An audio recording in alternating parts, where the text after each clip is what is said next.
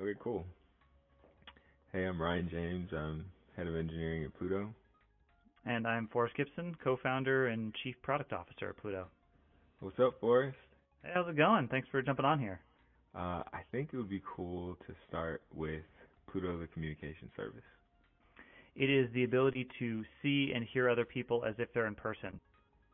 We're tracking Forrest's head movements through his headset, and we're tracking his hand movements through his controllers. One of the other cool things is we're able to share applications together.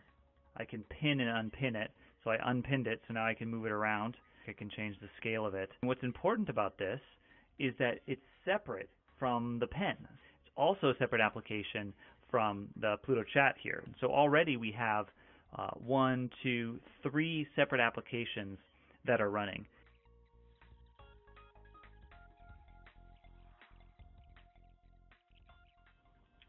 Currently, all of this runs on top of SteamVR, but eventually we want all of this to run on top of OpenXR.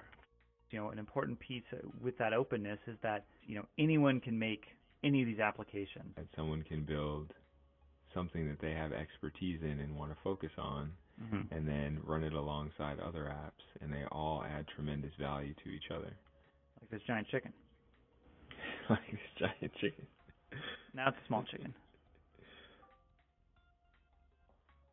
There you go. What about accessibility? How do we make sure that these applications can run across all devices?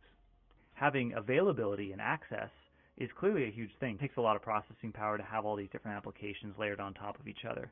So one thing that we're doing is we're offering this as a streaming service. So someone can actually access a XR-enabled PC from anywhere, and you're actually doing that right now. I am.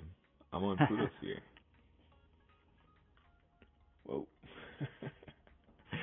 I forgot this camera was behind me. Yeah, I was right there. Putting the whole thing in the cloud. What are we doing? Making a giant cloud in the back? Yeah, that's what I was thinking. There's. Okay, wait, and there we go. Wait, make a big laptop.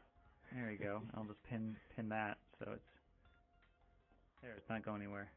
I have a computer that's running somewhere in AWS West, and it's streamed to my Oculus Quest 2 in real time. And as I turn my head and move my hands, there's essentially no perceptible latency, which provides an experience that's pretty much the same as if I were running all of this locally on my headset. Yeah, it's the openness that really makes this, because right now, there's a lot of spatial collaboration tools and things that have a lot of pieces of this, but the problem is that they're still stuck in sort of that single developer has to make all the features.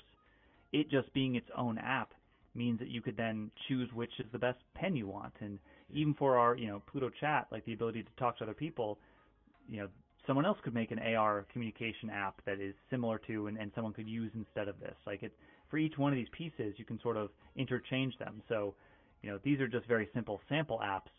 Someone who makes a better notepad, you could just choose to use that better notepad. If someone makes a better chicken, they could use that better chicken.